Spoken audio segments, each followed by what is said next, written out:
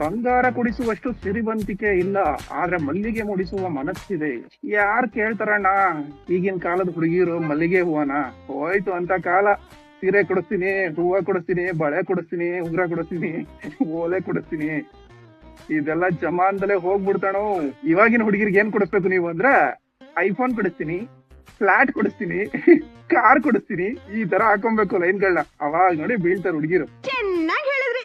ಏನ್ ಗೊತ್ತಾ ಹುಡುಗ್ರ, ಹುಡುಗಿರು ಜೀವನದಲ್ಲಿ ದುಡ್ಡಿಲ್ಲ ಅಂದ್ರೆ ಖುಷಿಯಾಗಿರಕ್ ಆಗಲ್ಲ ಅನ್ನೋದನ್ನ ಚೆನ್ನಾಗಿ ತಿಳ್ಕೊಂಡ್ಬಿಟ್ಟಿದ್ದಾರೆ.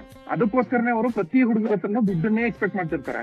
ಆ ದುಡ್ಡನ್ನ ಎಕ್ಸ್ಪೆಕ್ಟ್ ಮಾಡುವಂತ ಹುಡುಗಿರು ಇರ್ತಾರಲ್ಲ, ಆ ಹುಡುಗಿರ್ನ ಶ್ರೀಮಂತರು ಹುಡುಗರು ಇರ್ತಾರೆ ನೋಡಿ, ಅಂತವ್ರು ಮದುವೆ ಆಗ್ತಾರೆ. ನೀವು ಅಂತ ಶ್ರೀಮಂತರು ಹುಡುಗಿರ ವಿಷಯಕ್ಕೆ ಅಂದ್ರೆ ಯಾವಾಗಲೂ ದುಡ್ಡು ಬೇಕು ಅನ್ನೋ ಹುಡುಗಿರ ವಿಷಯಕ್ಕೆ ತಲೆನೇ ಹಾಕೋದಕ್ ಹೋಗ್ಬಿಡಿ.